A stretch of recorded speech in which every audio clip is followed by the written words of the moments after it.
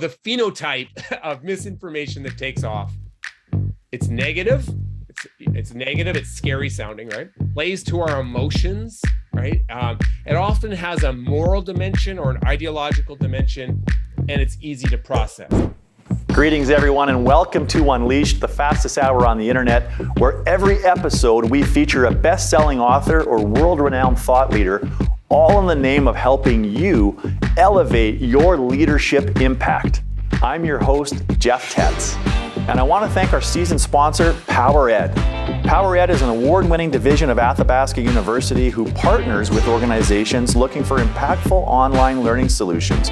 Their on-demand online offerings include leadership, project management, artificial intelligence ethics, digital transformation, embracing allyship and inclusion, and digital wellness. Check out the team from Athabasca University at athabascau.ca.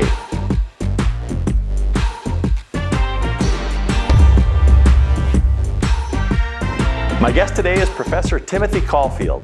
Timothy Caulfield is a Canada Research Chair in Health Law, a professor in the Faculty of Law and the School of Public Health, and Research Director of the Health Law Institute at the University of Alberta.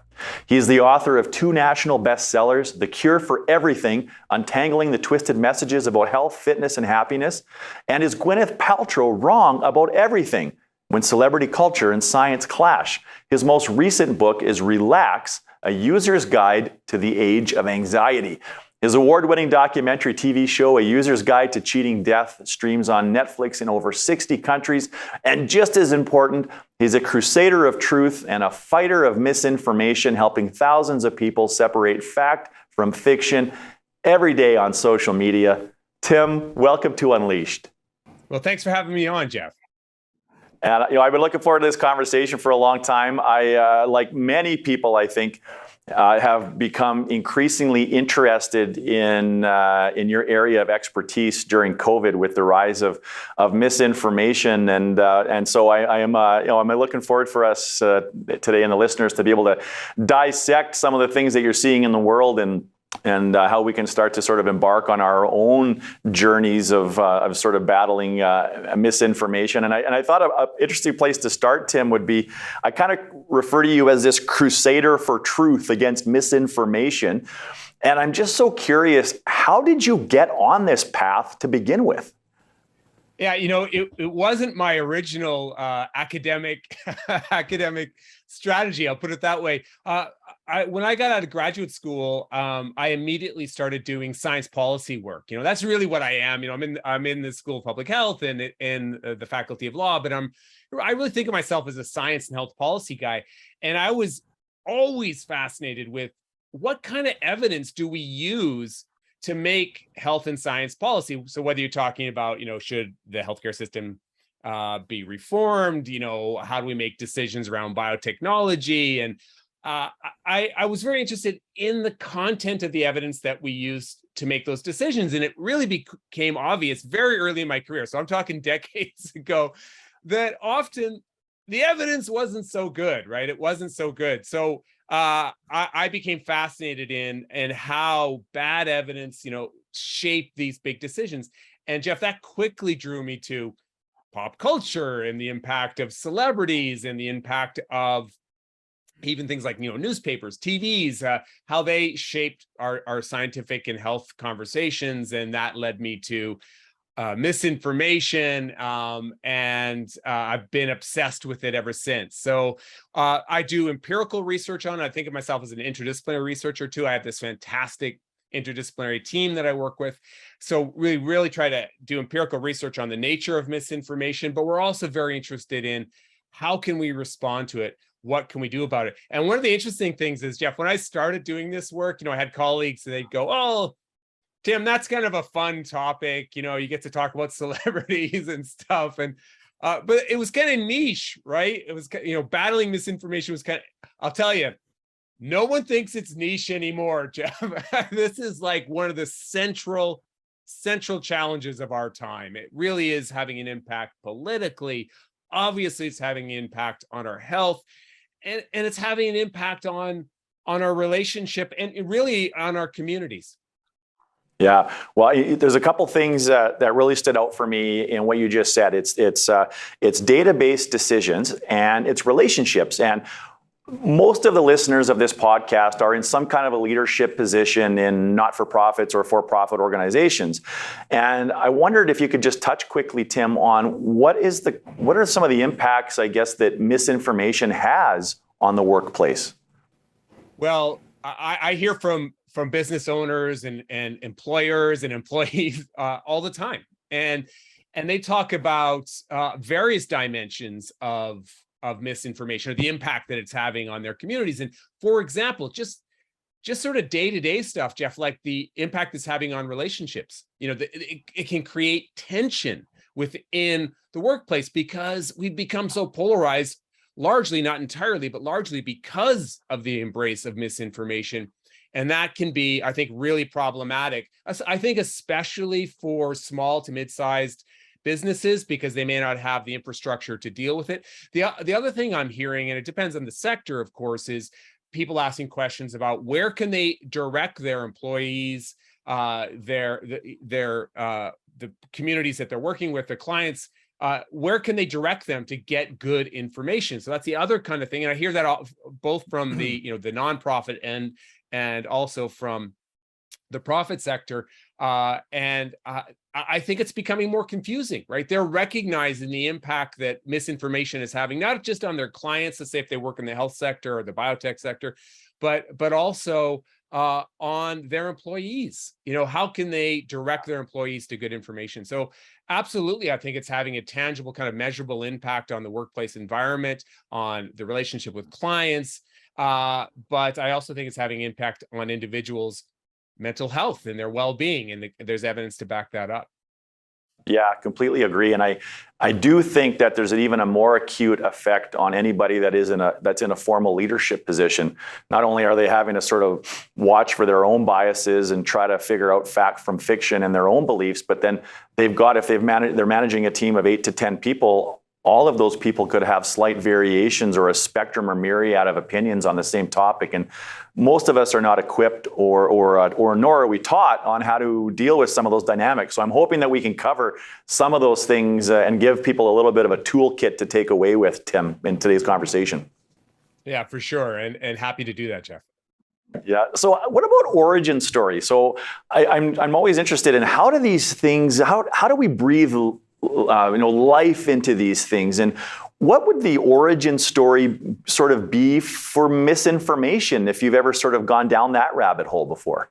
Oh, I've gone down the rabbit hole in a lot of origin stories, and it is fascinating because it is both ad hoc. You wonder, well, how do these random things take off, right?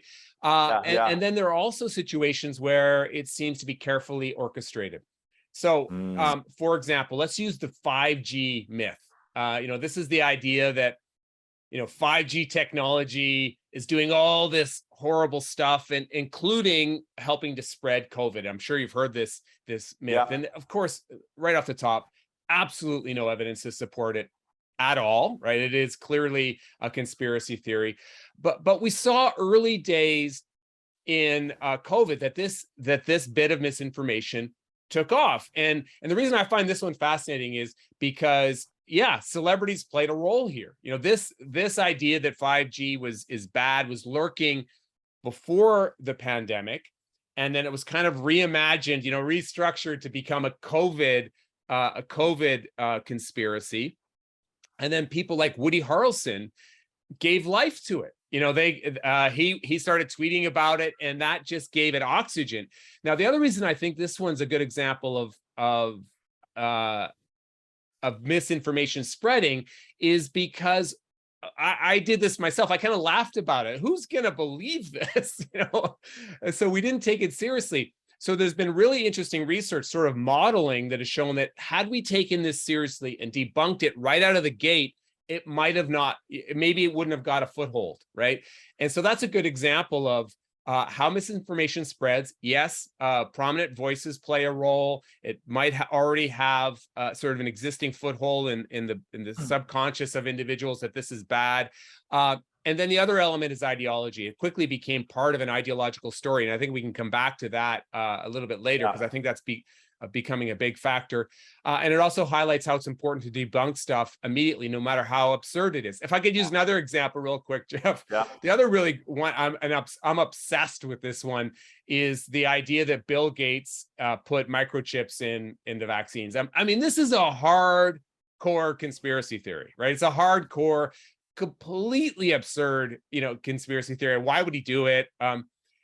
But if you believe the polls, as many as 30% of the United States believes that this is possible. I mean, this hardcore, bizarre conspiracy theory. So another really good example of a conspiracy theory taking hold, playing to people sort of, Bill Gates, he's this, nefarious, evil villain in my universe. So they already are predisposed to believe bad things about this individual.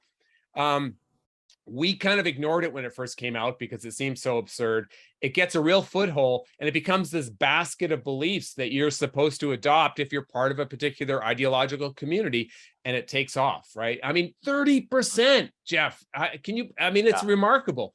And a large percentage of Canadians also believe that conspiracy theory. So social media plays a big role. Ideology plays a big role.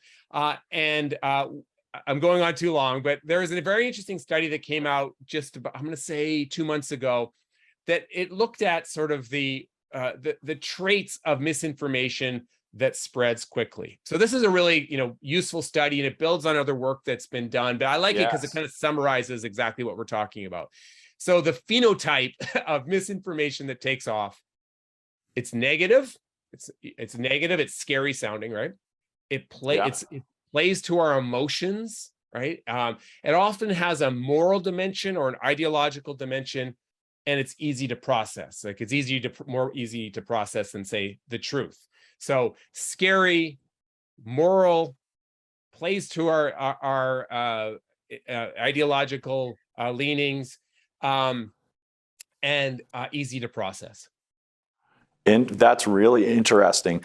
Now, the other one with Bill Gates I've been hearing a lot lately is the shift to plant-based diets is being orchestrated by him because he's buying up all kinds of farmland.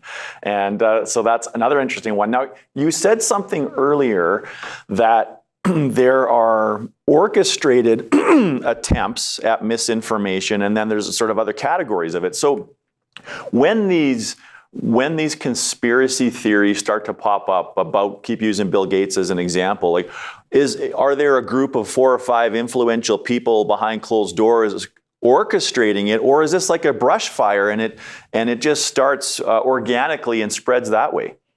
I think all of the above. There are situations where, for example, nation states, we have more and more research talking about how nation states, so let's use Russia as example, has been very successful at spreading misinformation, and they have a particular goal, right? They just want to throw sand in the gears. Their goal is to create information chaos, right? That's what their goal is, and we have a good body of evidence that tells us that they're doing it and it works, right? So that would be your kind of star chamber example. And just to give you some really dramatic data, Jeff, on how successful they are, there's been some really interesting research that's very controversial, but it has been replicated by other laboratories.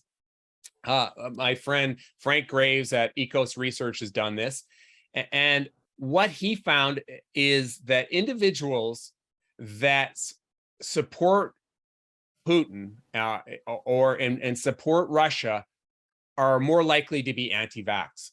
And this is a very strong correlation. Yes, it's correlation research, but it's incredibly strong, Jeff. So you have individuals who believe that, Ukraine has biolabs and that's why Russia attacked. Those same individuals are in the same people who believe the anti-vax rhetoric. And again, that sounds like ridiculous, but it really highlights a bunch of really important things. Number one, that this information is coming from the same people, right? The same people are spreading the rumors, the propaganda about Russia are the same individuals, same voices that are often spreading misinformation about vaccines. And the other element, I think, is the ideological component to it, right? It's speaking to the same people's, generally individuals with the same sort of ideological leanings. And it's sort of a personal anecdote. As soon as the invasion happened, I saw this shift in my hate mail.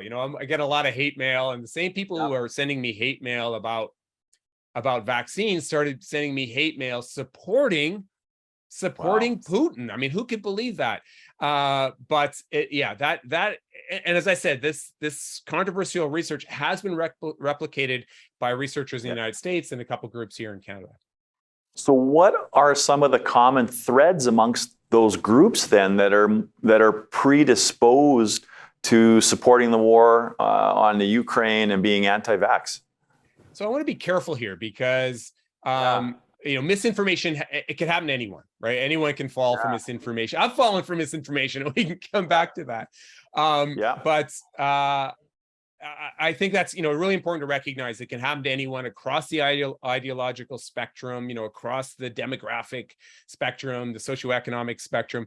But when we're talking about COVID misinformation, a lot of the misinformation is happening now. Yes, it is. There's lots of research that talks about how there's more noise on the right now, on the right wing politically. And I don't want to pick on people's ideological leanings because we need diverse voices to have a robust democracy. But that's what the research tells us, right? And so often what's happening is individuals that distrust government, individuals that feel like perhaps they've been economically disadvantaged. And there's actual research to back this up. You feel more economically disadvantaged, more likely to believe conspiracy theories. As I've already said before, you distrust government, but not just government, you distrust the dominant voices. So, CDC, Public Health Agency of Canada. And there, you start to believe a cluster of conspiracy theories. So I always say I could ask 2 questions, sometimes even 1 question, Jeff. I could go out in the street and ask 1 or 2 questions, and I could tell what the cluster of what that individual thinks about 20 things. Who did you vote for, and are you vaccinated, right? And depending on how they answer those 2 questions, I could tell you how they think about ivermectin, about how they think about masks, how they think about Russia, on down this list of things. And yes, it's correlational. You got to be really careful not to have this broad brush, but the data is there to back that up. Yes. So I'm with you, because I know a lot of very smart people I've known for a very long time, and I have very different views than them. And I don't like to get caught in which is right and which is wrong. But there's this disdain, you mentioned it, this mistrust or distrust of anything mainstream or dominant, and they hold them in contempt. But I have to wonder, have we been burned too many times in the past by trusting? Like some of the stuff that's come out about the tobacco industry, government corruption that is only revealed down the road, and then there's a faction of people that are almost proved right. Like, how much is that feeding into this ultimate distrust of anything mainstream? Yeah, it's an excellent point. And sort of ironically, I do research on those things. Right? I've done research on the damage that the commercialization of science can do of research. That does real damage, right? I've written about the adverse impact of big pharma. They have been bad actors, right, Jeff? So individuals can point to that. The problem, of course, is that doesn't mean that this science is wrong. And what it means is that we have to be careful that we have trustworthy science, right? Whenever we're talking about a particular topic. But I think it's also really important to highlight the things that have taken hold right now as misinformation. They're clearly misinformation, right? We're not talking about a contested area of science. We're not talking about, when you should get your booster or how much immunity do you get from Omicron.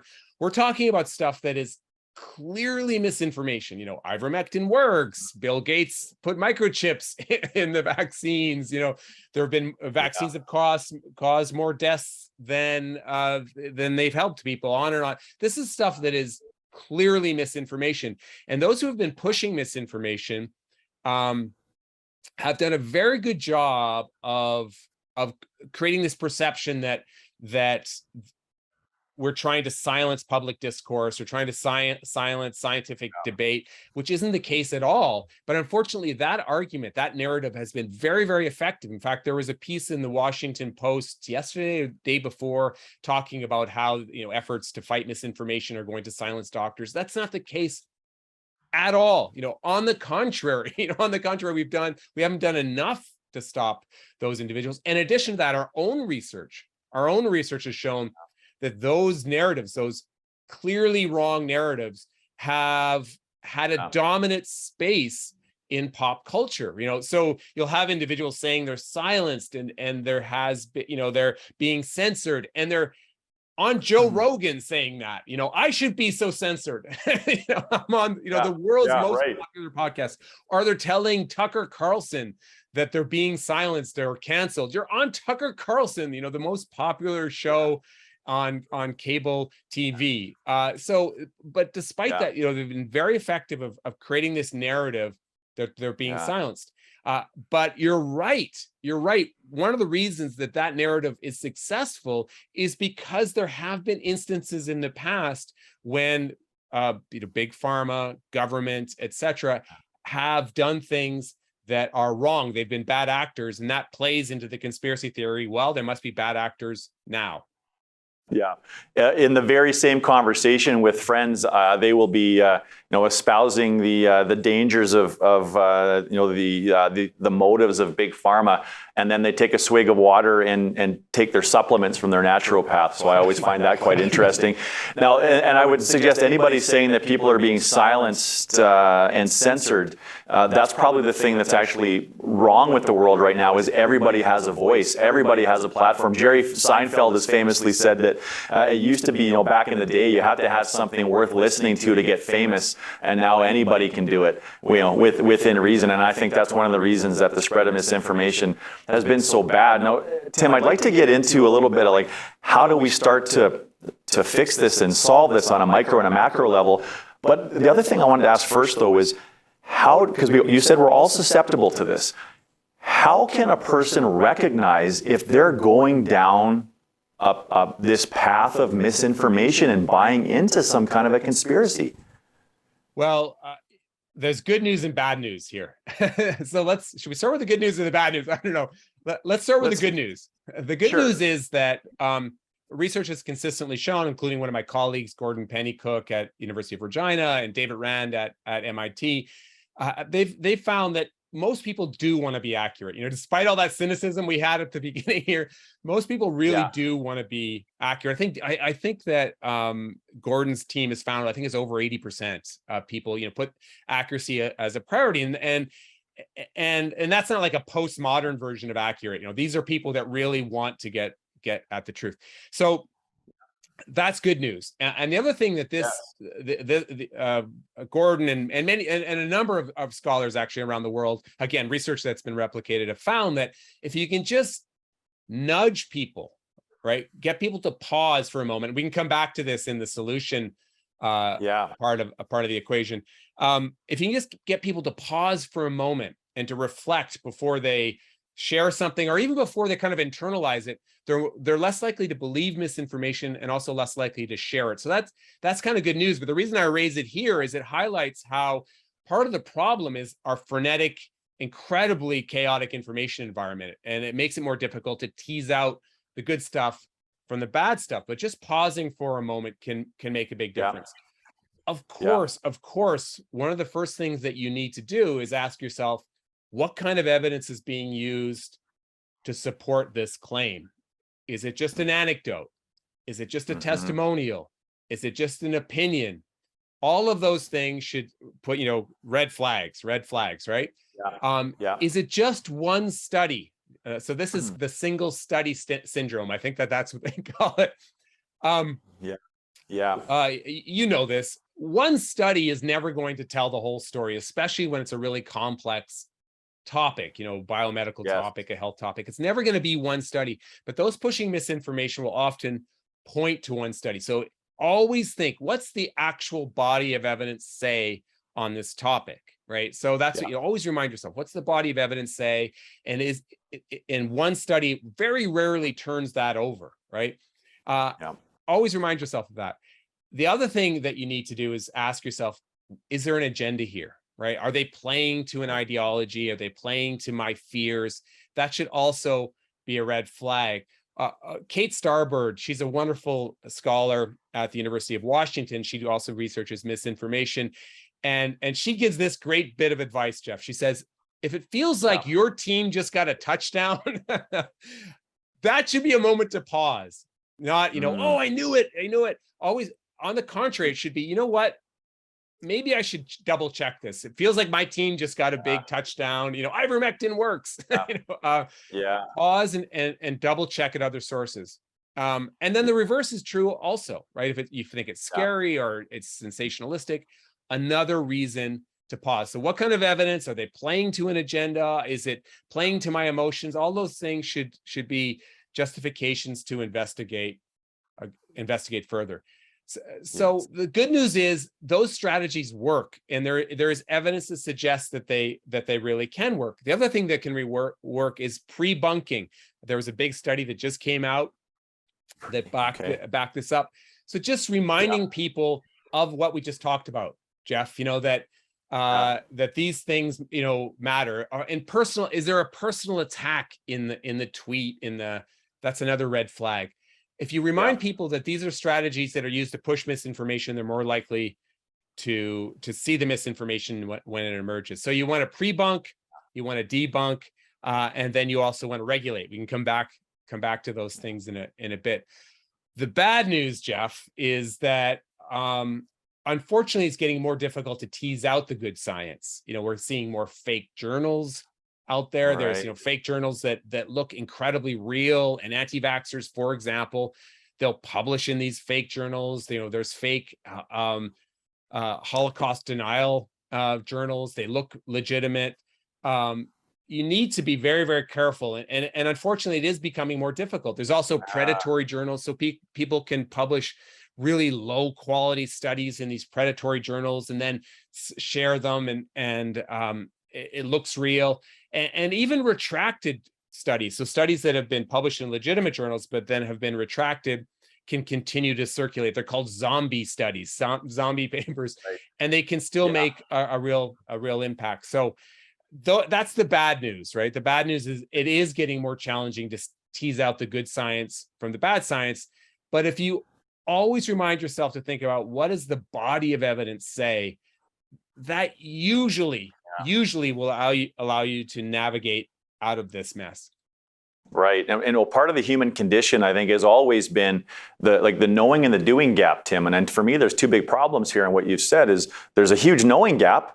And then even if we have the knowledge that this is happening, being able to apply that knowledge to separate fact from fiction, real information from misinformation, that's a losing battle. And I mean, I have to admit, it kind of makes me feel a bit hopeless for the average person. Like, should we even expect that the average person should be able to do a relatively decent job of separating good information from bad? I often say, I'm sure you even probably had these conversations yourself. Apply those critical thinking skills, use media literacy. And those things sound like they're a lot of work. And I've even had people, when I give public lectures, I'll be talking to people afterwards and they'll say, it sounds like a lot of work. I don't have time to do that.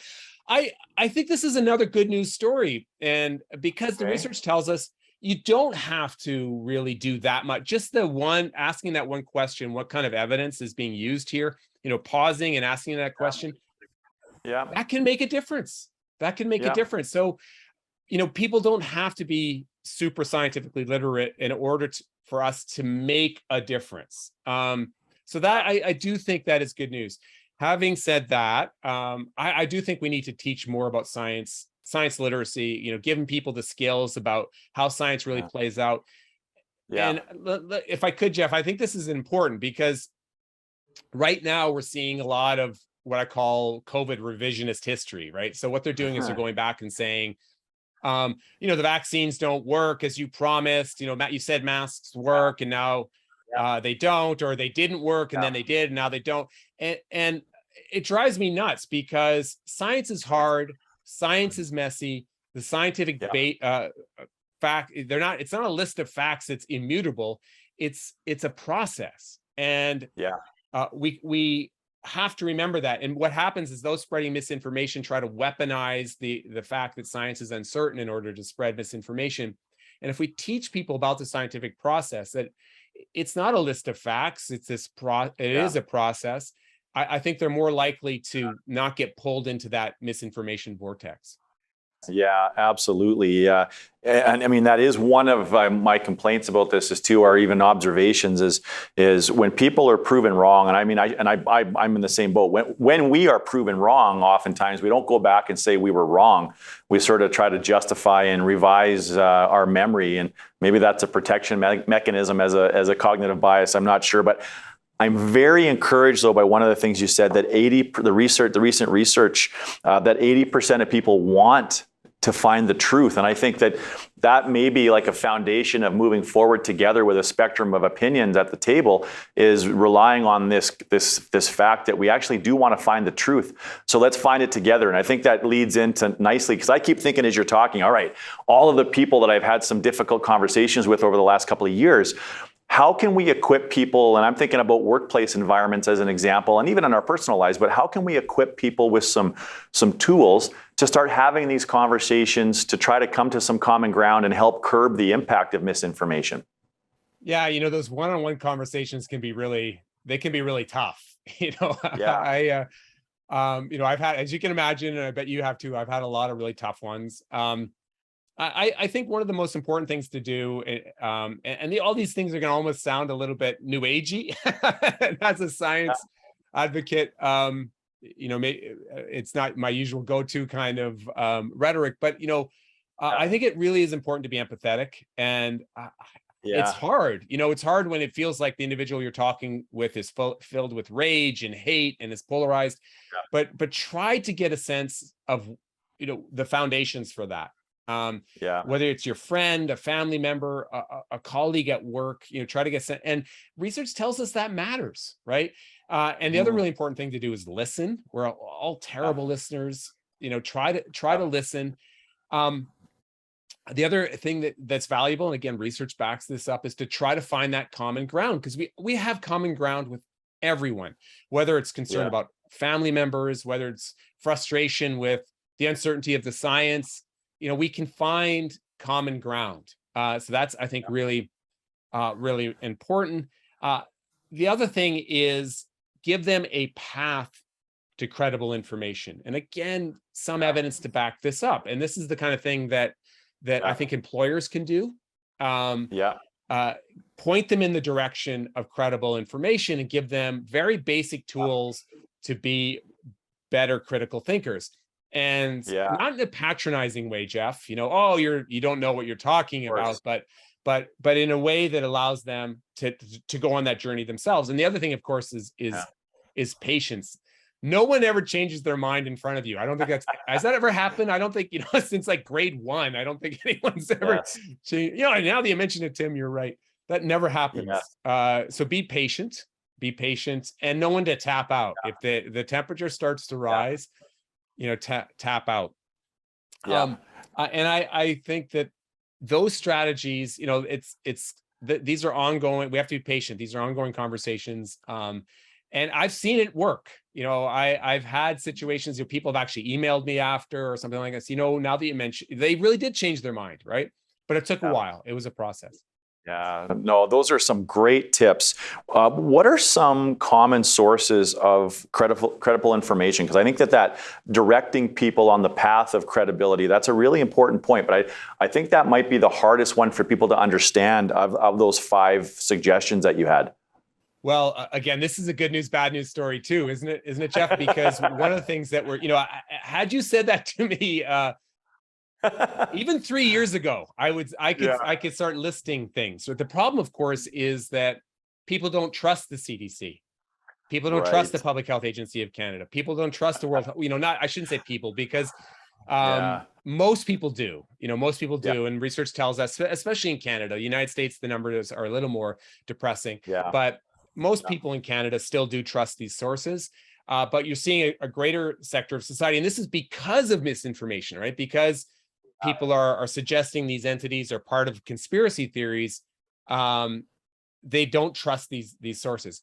But to be honest with you, these are the kinds of places that you want to go. I always say that you should go to a source that aggregates the science in a responsible manner. So in other words, they look at that body of evidence.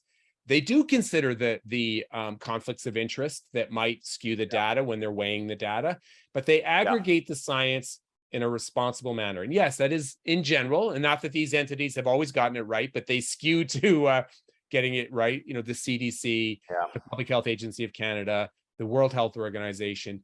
And if you don't trust those websites, just use them as one data point, right? And then look at other entities that aggregate the science in a responsible manner. And if you do that, I think you are going to get an accurate picture about, we've been talking about COVID, about the efficacy of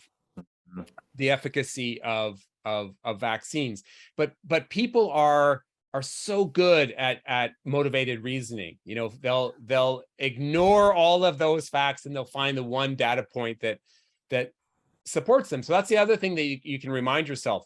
You know, how much am I letting confirmation bias play on my perception of this topic? And I'll give you one, very recent example. I'm turning to my hate mail here, Jeff. Someone told me, I'm a effing idiot and I can't effing, they saw it was as a result of an interview I did. And the proof that they forwarded to me was this headline from a blog about an Alabama embalmer that found blood clots in the bodies he was embalming, in other words. And so that was his evidence that the vaccines were doing harm. So Alabama and embalmer versus, thousands of credible research studies done by independent scientists about the efficacy of the vaccines, and the Alabama embalmer wins, right? So remind yourself, try to do a check. Am I allowing this one study, this one data point to overwhelm what the body of evidence actually says? Okay, so the other credible source, of course, I have to mention is our own project, #ScienceUpFirst, right? #ScienceUpFirst. This is a social media initiative that we've put together. We're on TikTok, we're on Facebook, we're on Instagram, we're on Twitter, where we are trying to put forward credible information. We're trying to aggregate the science in a responsible manner. We are doing it. We started with COVID, but now we're starting to move into a lot of different topics. And we do try to make this content readable, very shareable. We try to use diverse voices. We try to make it positive, very upbeat kind of messaging. And we hope that this turns out to be a great resource for Canadians and really for everyone around the world. And by the way, Jeff, it's been fantastically successful. I think we're starting to approach 1 billion interactions. So, hundreds of millions of interactions on the different social media platforms. Well, that's a great sign. I think that's a confirmation too of that 80% of the population really wanting to find the truth. So I think that's really encouraging. Believe it or not, I had a note I wanted to ask you about motivated reasoning. So you beat me to it. And I can appreciate there's probably a whole bunch of people listening. Like, what was that term? Googling it, trying to write it down. What is motivated reasoning? Well, motivated reasoning, it's sort of like, I think of it as a conglomerate of cognitive biases that we all have. And basically, and we all do this, by the way, right? I do it, Jeff, you do it. It's you have an agenda, right? You have something that you believe strongly in, and that you find rationales and evidence to support that position, and you ignore what the evidence actually says. So you're motivated to develop a particular conclusion to support your preconceived notions. Our confirmation bias is probably the strongest cognitive bias that plays into motivated reasoning. So what's confirmation bias? That's our tendency to read, to sort of internalize, to believe data that supports our preconceived notion versus the data that's already out there. And we all do it. We all do it. I put some on one of my feeds, I put out a question to the audience, sort of to my followers. what is the area where you sort of in science and research where you use motivated reasoning the most? And it's sort of to invite people to be reflective. And I said exercise research. If there's a study that says exercise is good, I don't even look at the methods. I post it, which is wrong, right? Because a lot of that data is bad. It's observational. It's maybe a small end. So we all do it. We all do it. So kind of remind yourself, am I deploying motivated reasoning? Is confirmation bias winning here? Try to remind yourself that you might be falling prey to your own sort of psychological tendencies. Yeah, and one of the most sort of dangerous parts that I've learned about motivated reasoning is the smarter or more intelligent a person is, the harder it is to convince you of another point of view. And because we're just so adept at not only finding information that confirms our preconceived belief, but explaining it as well. And I think that's a little dangerous. And I'm the same way. Anything that's like fitness and nutrition related, I'm all the way coffee. in. Coffee. Totally. Yeah, that's right. It was Jen Gunter that posted something controversial a year ago that blew up, and it was that coffee is not a diuretic, despite popular belief. So I thought that was interesting. There's a few other things I've come across in the last couple of years, I think, that support some of your framework for having these conversations. And I think, for the workplace and any relationship for that matter, but just with this lens of how do we have these conversations in the workplace, I think it's really important that we prime ourselves for these conversations and don't just go into them unprepared. And I think a couple of things that are helpful is if you're leaning in, putting the relationship above all else, and with like an air of curiosity, that you're coming in with an open mind. And some of the frameworks that I've seen, there's been some really good work done by Dr. Tina Opie out of Boston. She's got this framework called Dig and Bridge. And basically the way it works is anytime you're in a conversation with somebody that you might be in conflict with, is picking an element of their argument that you like and an element of your own that you don't. And it is so simple. And it's so powerful. Some of the work that Adam Grant did and Think Again was interesting too, like taking a Yankees fan and a Red Sox fan and hearing more of their origin stories of growing up as kids help them come together a bit more and all of that stuff. So there's certainly strong themes, I think, in overlap in terms of what you said there, Tim. So that's really, really helpful. What about, I guess, on a more macro level then? I mean, how do we start to get ahead of this as a society? Because I have a reasonable amount of confidence in the micro, just my cohort of close friends and colleagues, that we can figure this out. But I'm really concerned on a societal level. Yeah, so am I. And I think that it's one of those issues that we're going to have to come at it from every direction. I always, often I'll get people out, what's the tool that's going to fix this?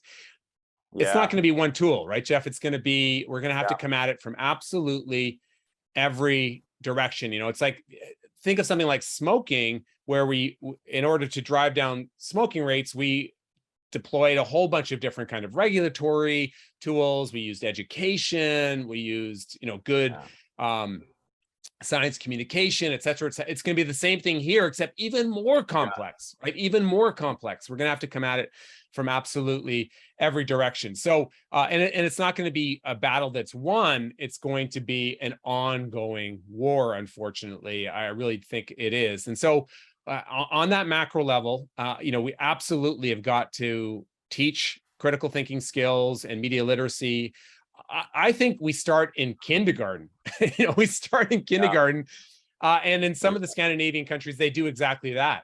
Teaching that science literacy, critical thinking skills, and we have to teach it throughout the education process and beyond, right? For adult learners, et cetera. So we've got to do that. I think it should be a core part of our education process. I think that we also obviously need to empower people to be able to spot misinformation. We've talked a little bit about that. We need the social media platforms to do more. We could have an entire podcast on that, Jeff, but I think everyone recognizes that the social media platforms have to do more. There's, a little bit of good news that I think they're starting to recognize that. The bad news of, they're not doing enough, but whatever interventions they use, it's got to be, I think, evidence-based. It's got to be evidence-based. And ideally, I would like to see it, there being some kind of independent oversight. That's not going to happen. That's a dream because these are private actors. But Ideally, that'd be nice in a liberal democracy to have some kind of oversight. And whatever tools they use, as I said, evidence-based and transparent.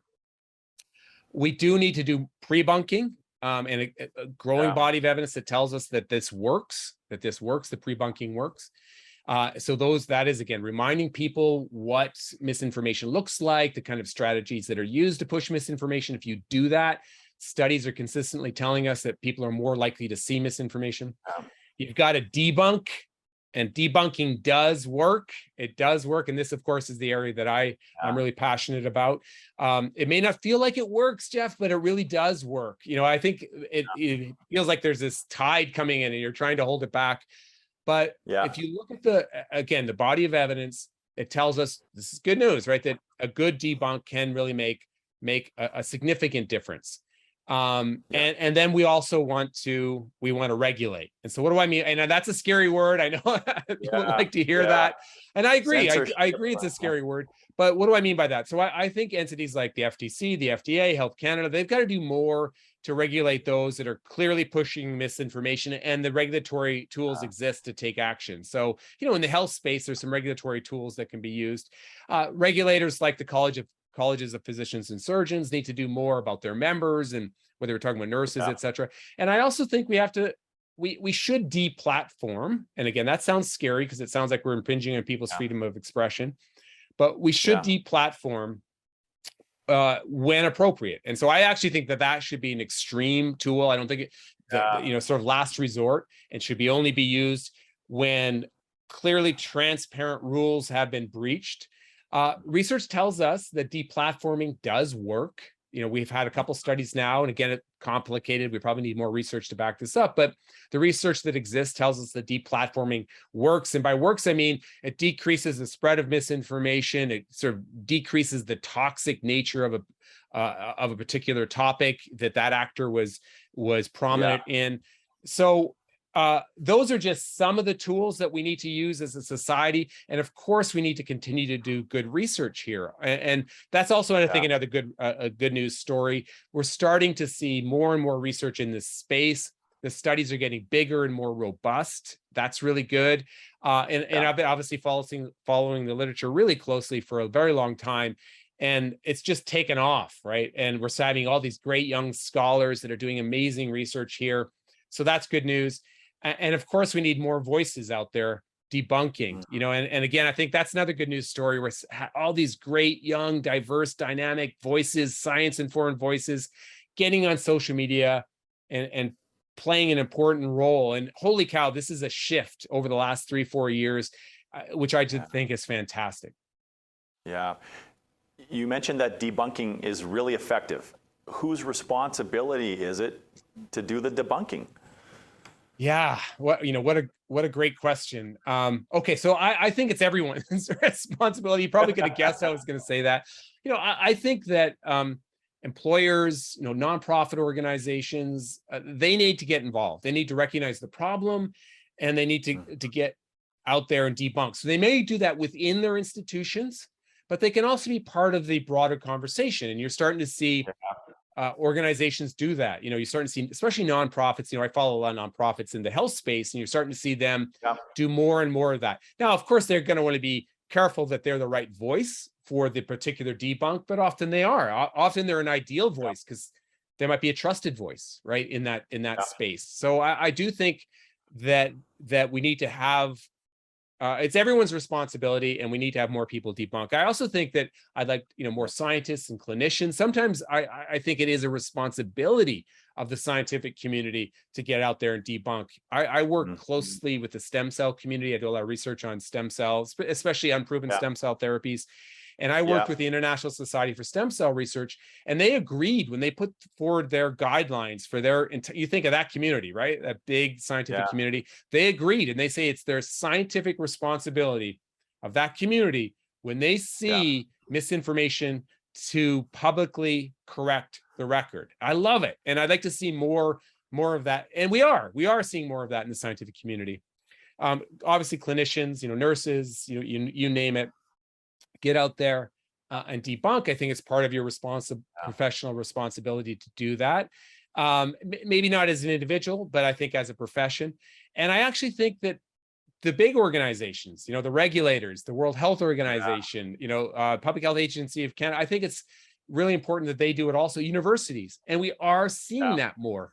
And one of my favorite examples is the FDA had this great tweet in response to the ivermectin craze. They tweeted, "You're not a horse, you're not a cow, seriously, y'all, just stop it." I love that tweet. A lot of people criticize that tweet, saying, "Oh, it's kind of glib for an entity like the FDA." No, we need entities like that to put out shareable science-based content that's going to make a difference. So I would like to see more of that kind of stuff, and thankfully, I think we are. And writing some of those, the scientific studies and reports that come out, if they could read them or write them for the average human to read, I'd appreciate that too. But I don't know if that's ever going to be possible. And I know how hard it is. The whole thought of debunking, I mean, the emotions that go into that. There's nothing, not many things that are worse on social media than being proven wrong and being sort of, jumped on for saying something unpopular. So that's difficult. And, I often think about the fact that our brains are not really wired, or at least have not evolved and caught up to a social media world. And I think that's the same with the legislation. We're trying to sort of play a game of catch up. Tim, I was wondering about one of the maybe more powerful examples that you can think of in sort of recent memory where somebody changed their mind about something. Well, we can use it in the context. It's with the misinformation people. I think it's more it is more challenging because they'll dig in. I mean, think about ivermectin, right? I mean, we've had study after study after study saying ivermectin doesn't work, and people can't. When you've built your brand, when you've built your narrative around something like ivermectin working, it becomes incredibly difficult for you to change your mind. Talk about motivated reasoning, right? They'll, the mental gymnastics is at an Olympic level, right? They'll do whatever they can to maintain that belief. But you do see individuals changing their mind about things like climate change. And we've seen that happen on a global level. Yes, there's a ton of nuance to that. Very, very complicated, but you have seen a shift, even in the United States, right, on a population level. So that's pretty big deal, right? When you start to see more people accepting the fact that climate change is happening, that it's largely human-made, or that humans are playing a significant role. That's really important. Also with GMOs, you've seen that subtle shift. It's still quite, a big, that, Jeff, I don't know if you knew that is one of the areas where there is the biggest difference between what the scientific community says and what the public believes. I think it's still number one. Did you know that? No, I didn't know. Yeah. So if you go out and you ask, I still think most Canadians think that there's some health problems associated with consuming GMOs, and there's no evidence to back that up at all. And this is a good example because this is a belief that largely resides on the left. We're talking about ideological spectrum. We don't want to pick on just the right wing here, but the vast majority of the scientific community recognizes that, and that's the biggest shift. But we have seen some movement. So that's an example of good science communication making a difference. And one of the most dramatic examples is we just lived through it. And I know people think about COVID being all about misinformation, all these people believing nonsense. But you've got to remember where we were, Jeff. There was a time when about 50% of Canadians had some degree of vaccination hesitancy. We went from that to almost 90% acceptance. That is, we got to celebrate our successes. That was a massive success. Same with vaccine mandates. I know we saw, the trucker movement, we saw people marching in the streets, these extreme views, but the vast majority of Canadians understand and accept the need for mandates in those extreme circumstances, right? When called for. And the other example is masks. I follow the behavior change literature very, very closely. I know how difficult it is to change human behavior. We went from 0 in February 2020 to, I think, almost approaching 90% in most parts of Canada, not all parts of Canada. Those are success stories of people changing their minds, right? And a lot of people changing their minds. You know, the vaccination hesitancy one is a good example, because a lot of the hesitancy was based on misinformation. The individuals that are left believing, you know, who are anti-vax, and there's research to back this up, it's almost entirely now based on the embrace of misinformation and ideology. You know, early days, there were issues about access, there were issues of trust, there were issues, you know, things like needle fear, needle phobia. But now that small percentage of Canadians that are hardcore anti-vaxxers, it's all, you know, entrenched misinformation, you know, conspiracy theories and ideology. And I think we often forget that, and we forget this huge success story we've had with the vast majority of Canadians. Yeah. Science is always sort of updating itself, and I like to think science falls forward or fails forward. What does healthy discourse look like? Because there's risks with getting the vaccine, and they're small, but there are some. But so what does healthy discourse around science and facts look like, Tim? Yeah, it's a great question, and there's some really interesting science communication tensions there, because I think there's healthy discourse, and then there's powerful discourse, right? So the healthy discourse, it's humble, right? It's recognizes and it sort of embraces the scientific uncertainty. It recognizes this process that's happening. It listens to these other voices. It doesn't encourage false balance, which I think has been a real problem and remains a problem.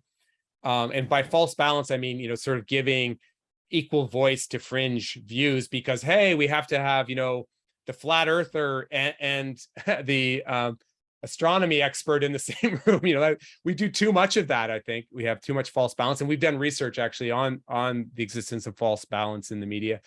But we do want to have that kind of humble, open-minded approach to science, and especially when we're communicating with the public. The problem is that may not be the punchiest way to talk about stuff. And I think that's what happened, the mistakes that were made. We keep talking about COVID, and I know everyone's sick of it. I'm sick of it, but I think that's the mistakes that happened early in COVID, where you had these kind of almost dogmatic statements coming from the CDC, coming from the public health agents of Canada, when really the science was still shifting. And they probably should have said, look, the science is shifting, but this is the best advice we have now based on the science, recognizing that the science is going to change in the future. And instead, we have these kind of dogmatic statements about the things we're supposed to do.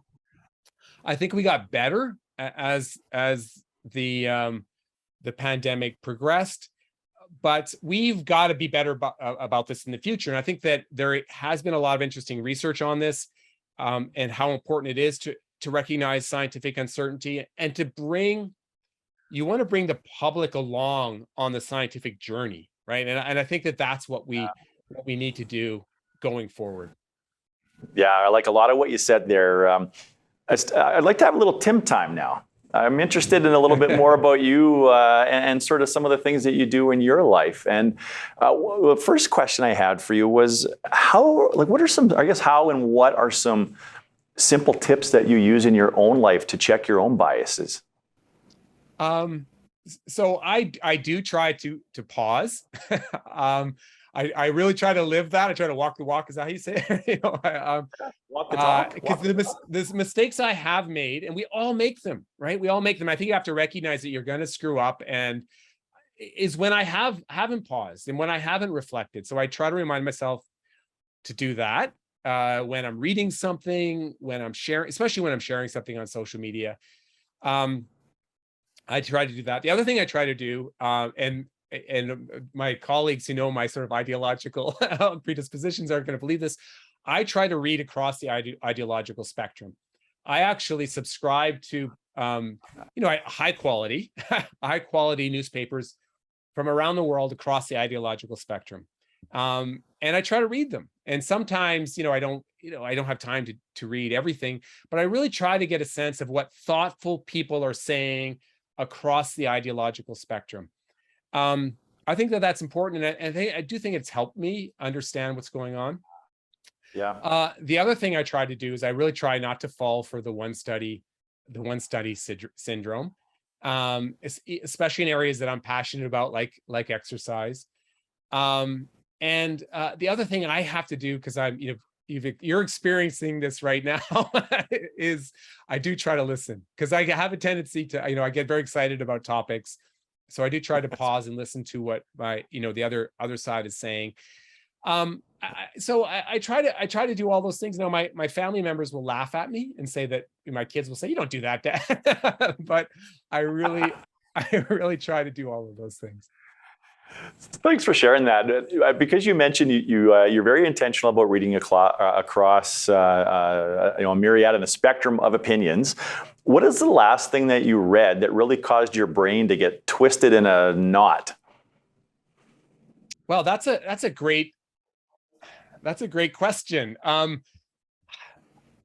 really pausing here. I'm not sure I can come up with one right out of the gate. I know there's one that there was a fascinating. I know what it was, and I was trying to sort of gather why this had the impact on me. Okay, so there was it was a systematic review that came out very recently about trigger warnings. Now, I don't know if you saw this study. So basically, the systematic review said trigger warnings don't work, and they might actually do harm. Now, so as someone who's very interested in mental health research, literature, this kind of cut against both my thinking on the topic, and also kind of maybe my ideological leanings. You know what I mean? Like my tendency to want to think of something proactive we can do to help people who might be vulnerable, right? And this seems like a simple strategy that is respectful and we should deploy. And so that caused me to go back and look at all the literature. And there actually is a lot of literature that is pretty iffy, Jeff, in this space about trigger warnings. And there is some studies that suggest trigger warnings might do more harm than good. And of course, that plays to kind of like the alt-right. And so I didn't want to believe it. Right? I didn't want to believe that's it. But Tim, that's the touchdown moment, right? So that's going to send people running to the end zone saying, "Yes, we got it. Hail Mary, we did it." Yeah, and that's what I heard. Of course, when I posted it, I heard from all the people on the alt-right who, that was their touchdown moment. But you've got to, it was a really good example, and there are others I could think of, but that was the one that popped in because it happened relatively recently, and it was a good example of how you really do need to pause sometimes and remind yourself what the evidence says. Now, I want to be clear here. This is a complex topic, and yes. So with so many topics, the answer is more. And in my last book, I talked about this. The answer is more. The evidence is way more messy than it's often portrayed. Right? That's actually the conclusions. It's not as definitive and as often portrayed. Whether you're talking about flossing or whether you're talking about trigger warnings. Yes, thanks for sharing that. I know it can be tough in the moment to come up with one, and I do remember you posting about that. And that makes me want to dig into that a little bit more. Now, with the large audience that you have captured over the last decade or so, yeah, you deal with a lot of trolls, and I wonder if it's like do you build up repellent to this? Like, what is it like for you emotionally to deal with internet trolls and pushback? Yeah, it can be tough. I got to admit it. You do. I'm sure you're in the public sphere too, and you do get a lot of hate mail. I get. Sometimes I'm impressed with the amount of effort that people put in. Almost flattered a little bit, because I'll wake up every morning and they'll be my regular hate mailers. And so there's one hate mail. I won't obviously use this individual's names. That sometimes I'll get 10 a day. I'm like, holy cow, that's a lot of effort. Like, I'm going to wake up in the morning and I'm going to send Tim 10 emails. It can be demoralizing. And some of them are really nasty. I've had to report some to the cops. I've gotten death threats. I'm involved in a lawsuit with an anti-vaxxer. And those things can wear on you, and they can be time consuming. And the other thing that happens, Jeff, is a lot of those people, especially ones that are really organized, their goal is to chill, to cast a chill over, they want to just make me second guess myself. And it's way worse for women and people of color, right? It's way worse for them. And research tells us that. And so I think my advice always is ignore, and try to have a laugh about it. Sometimes it's easier for someone like me to say that, where I have, institutional support. But I think that's the best thing that you can do. And don't engage. Every once in a while I'll engage. And I don't know why. 99% of the time I won't engage, and I'll do sometimes I'll say something absurd and I'll engage, and then it just becomes a nightmare. So you got to develop a thick skin. I wrote a piece for the Globe and Mail on this topic, and I think it's also really important, and this is something employers, nonprofits, small businesses can do. Support your colleagues that are doing this. Sometimes you can't support them formally, but you can support them emotionally and as a colleague. I think it's so important, right? To support. Not everyone wants to get out there and debunk, but those that are doing it, I really think they need institutional support. So that's something I think can be very, very helpful. My institution, University of Alberta, has been amazing, but I know that's not always the case. It's not always the case. And I think as we're all trying to fight this misinformation battle, we really, really, really need that institutional support, so people feel like there's someone out there that sort of have their back. I will say this: there's this wonderful community now growing in Canada. The science communication community is fantastic. They're fun, they're vibrant, they're smart. There's all these fantastic diverse voices. So that's also something that I draw on, and that I feel very fortunate to be part of. Yeah, no, I think you hit on something really important there, is the emotions and the mental well-being and mental health of people that are out there in the public eye from an institutional care perspective, because I think a lot of times those emotions go unnoticed and unchecked because we don't really talk about them. We kind of keep them to ourselves. And so employers should definitely be on the lookout for that stuff. And I know for myself, I don't engage with anybody that doesn't have a picture or a real name, and if they're really not well-intentioned. But I what I found is the things that I get sort of stomped on the most is when I get a little bit outside of my maybe normal domain. But here's what I find though, is I learn so much about those things. And so I never want to come across as a know-it-all about things I don't know much about. But I really have learned to enjoy those conversations about things I'm less familiar with, because there's just so much growth from people that are way more familiar and well-versed in those areas. So I've really enjoyed that aspect of social media.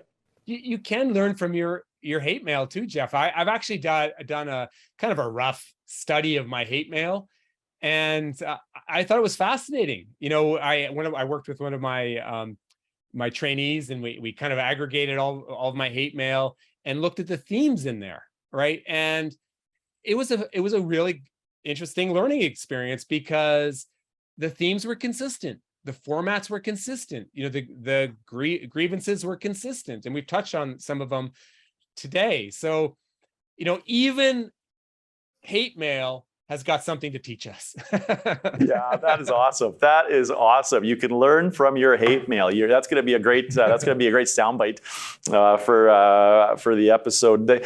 Tim, what's a book that you wish somebody would write, or a TED Talk you'd like to see somebody give?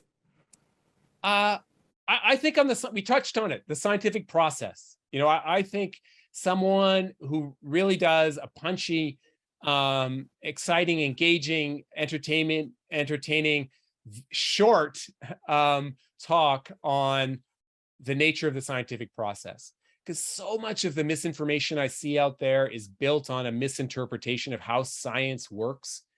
For example, my hate mailers, it's incredible how many bits of hate mail I've got that refer to what I'm just about to talk to highlight. They love to bring up the fact that I got a grant from the Canadian Institutes of Health Research, and there was an article in the Edmonton Journal about it. Caulfield gets $380,000 to study misinformation, and somehow they think it's a gotcha moment, right? They think it's a gotcha moment. Oh, you're bought out. They think that somehow I put that in my personal bank account. They don't understand that this is a peer-reviewed grant process. that money goes to trainees and graduate students and the methods that we use, that I share it with the other institutions, individuals like Gordon Pennycook at the University of Regina, that the oversight for that money is incredible at the institutional level and also at the funding level. But again and again and again and again, that comes up as somehow it's a gotcha moment. And of course, that's because people don't understand how research is funded, how it's done, how it's a slow, messy, iterative process. And I think if more people understood that, they might be less likely to embrace misinformation, because they'll recognize, how science actually plays out. Yeah, absolutely. I think I subscribe to sort of an unofficial slogan of "In Tim we trust." You have certainly been a go-to resource for me, Tim. Like I don't have time to articulate just how helpful you have been to me personally in the last couple of years, in particular, in this just trying to make sense of what's going on in the world. I honestly can't thank you enough. And you have done that for thousands and thousands of people, and not just during COVID, long before that. But the work that you do is so incredibly important and so incredibly meaningful. As you have seen your own influence and audience grow, what has that impact meant to you? Well, first of all, thank you for that. I think it's incredible. That makes my skin a little tougher for the next batch of hate mail that I get. But I feel incredibly fortunate to have an incredible team that I work with. I've already touched on this already. First of all, it is rewarding to see, as a researcher, I've been at the university almost 3 decades, believe it or not, Jeff. And, you always want the research that you do to be translated to the public. So it is rewarding to see sort of that empirical research that you do make a difference. And I think that any researcher would say that, they love to see their research and their work being translated into the public sphere. But I feel incredibly fortunate to have this wonderful team that I work with. It's one of the things I love best about my job is you get to work with all these individuals. I bet it's something that you love in your work too, right? To be able to engage all these big brains and people who are passionate about what they do, and they come at the topic from a different level. And this battle against misinformation has kind of expanded that circle. I've got to work with all of these individuals that I wouldn't have worked with but for this kind of information crisis that we're in the middle of. And I'm phenomenally grateful for that too. And of course, grateful for the support that I've got from my institution and the funders. But look, it's a really tough battle, and it's exhausting. So I'm thankful that I have this great team. Yeah, what a wonderful answer, and thank you for that effort and all of that work, and thank you for joining us today, Tim. What a great way to spend some time. I learned a lot in this conversation, very thought-provoking. A lot of I'm going to take away, and I know anybody listening to this conversation is going to take a lot away with them as well. Where can people track you down? Where do you want people to engage with you? Well, of course, they're welcome to join me on Twitter at Caulfield Tim. No hate mail, please. Also on Instagram at Caulfield Tim. I'm at the University of Alberta, and my particulars are easy to find there. And of course, I want people to join Science Up First. Our initiative to try to get the good science out there. So follow Science Up First on Twitter, on Instagram, on Facebook, and we're doing more and more on TikTok. Come be part of that Science Up First team. We would love to have your voice in the mix. That's great. And if there's a sign company that's listening, any kind of manufacturing company, Tim needs somebody to make him another pennant with that hashtag for behind his left shoulder there. So that's great. Tim, thank you so much for being here today. Thanks so much, Jeff. It was a blast. If you enjoyed this episode and found it helpful, don't forget to give us a 5-star rating and subscribe to our YouTube channel or wherever your favorite podcasts are found. And if you're part of a leadership team and you know that your organization is capable of even better performance, please reach out to us at unleashresults.com for a conversation and learn more about how we might help unleash the potential of your team and organization.